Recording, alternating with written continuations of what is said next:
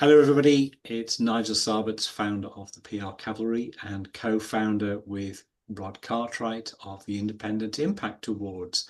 And I'm delighted to be joined by Anne-Marie Blake, one of our winners this year of our inaugural awards and also one of the judges of the awards.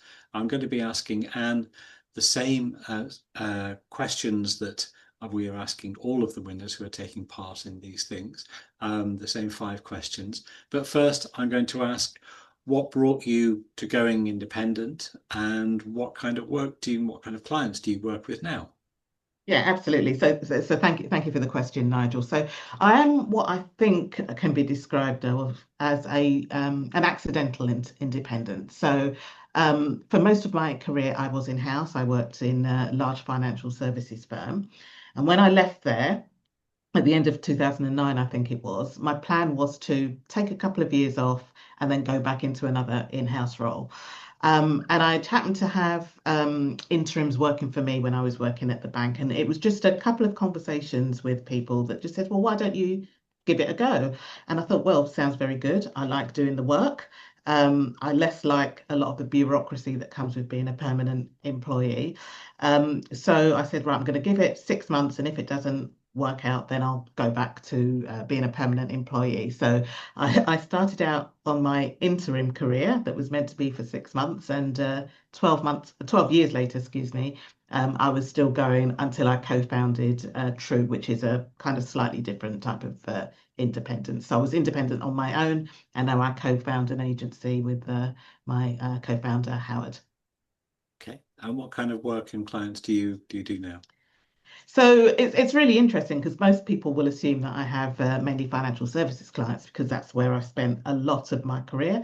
But actually, it's totally different, and we don't have any financial services clients. Is actually so one of our biggest customers was a large charity. We work across manufacturing. I'm really enjoying the work we're doing with universities, which has kind of got some really great challenges and opportunities. We have a luxury car brand on our books, and we've even got a great client that deals in sustainable gas that are based out in Nigeria. So what it gives us the opportunity to do is work across different sectors. So yeah. Okay, thank you.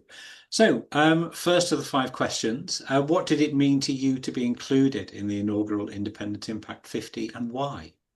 So it's really interesting. So in all these years, I've been independent, never got a thing really. And you don't do this for the plaudits because when you're independent, you are independent. You're kind of on your own. And there are all the big annual lists that come out that I don't expect to see my name on there, and I'm never disappointed. So my name is never on there. So I think what it meant after all this time is that there was a special award that recognised us and the contribution that we bring to our clients and the industry. And it was lovely to be able to spend time with people that understand what I do because they're doing very similar things as well, and talk about our challenges, our concerns, and celebrate our successes. So it was great. I'm really glad that you and Rod invented this award, founded this award. Okay. And question 2 is what behaviors by clients have most surprised you since going independent, be they positive or not so positive? Yeah, I mean, I haven't had any negative ones, I don't think, in all the years I've been doing that. And I think that's partly because how we get our clients. So a lot of our clients come through recommendation. They've either worked with me or they've worked with Howard before, or they know our work. And I guess the thing that surprises me is, independence. Whenever I'm talking to people about going independence, you have to be prepared to be sat there on your own doing the work. And I've been pleasantly surprised by how our clients have embraced us as an extension of their team. So by that, I don't mean going in and sitting with them, but really trusting us with some of the things that they're doing, and also um, kind of taking our advice and counsel. And even long after the engagements have finished, sometimes we're still in touch with them because kind of we've become, you know, not quite friends, but really kind of great kind of former colleagues. So that's something that's pleasantly surprised me through the kind of independence route. Okay. And next question is, you're having lunch with the CEOs of the CIPR and the PRCA, something I'm sure you do almost weekly. What's the one thing that you want them to understand about practicing as an independent and about the role and importance of the independent sector overall? All right, so this is a really interesting one for me because I am a former board member of an organised association that you didn't mention, which is the IABCs. But I think for all of these professional bodies, because I was on the board of one of them, I understand how the financials work. I understand what it takes to keep them going. So I do understand that part of it. But I really wish that they would take time to maybe recognize the independent sector a bit more. So what do I mean by that? I mean taking time to lobby on our behalf. I was reading just today about some of the issues around late payments and how that really impacts if you're a very small shop, so less than 3 people, or if you're an independent. And I have maybe I've missed it, but I haven't seen that lobbying take place. Mm. And also really think about some of the schemes they run. They tend to be skewed towards some of the bigger agencies. So, if I take one example, I'm not necessarily picking on them, but the PRCA run a matchmaker um, service, but you can only get the matchmaker service if you're part of their CMS accreditation, and that CMS accreditation costs money. And when I looked into it, it was just too much for me. Mm. And also the CIPR run a similar one as well, which it's kind of like a matchmaker service, but you have to be a corporate affiliate, and corporate affiliation is quite expensive. And then also on the kind of cost point of view, again, I'm looking at going to the conference. I probably won't because it's actually quite expensive. I can't do that. And the fellows lunch. So I think, some understanding of some of the kind of financial constraints that we are under as small shops and independents. And, notwithstanding, I absolutely do understand the financial pressures they're under. I was a treasurer for IABC, so I know what that looks like. But some sort of maybe kind of discount or, kind of concession to allow us to kind of take advantage of some of the things that would be really advantageous to us. Okay, thank you. And question four is, you meet yourself as you weigh up whether you should go it alone. What do you say to Anne-Marie of those days?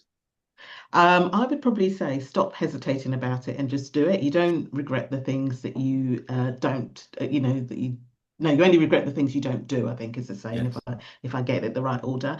And actually, what is the worst that can happen? I had this conversation with my co-founder when we were kind of, weighing up over the years whether to do something together.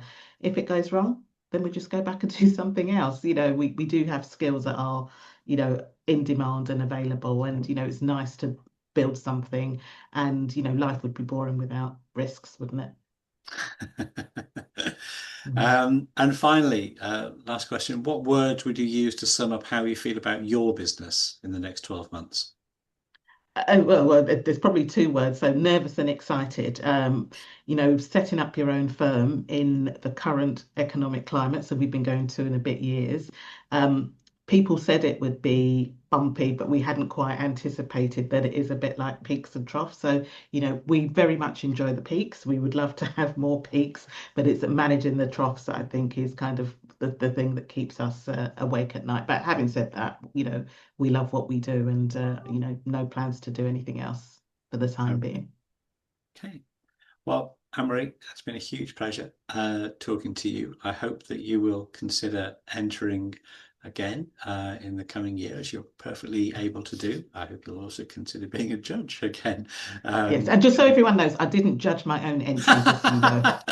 Just in No, case there anyone was says, so yeah, yeah, there but we was don't we don't judge our own entries, so no, that's there was fine. an enormous amount of rigor went into the judging process, I can assure you. Uh, but no, I do hope that you will consider entering again in the coming year.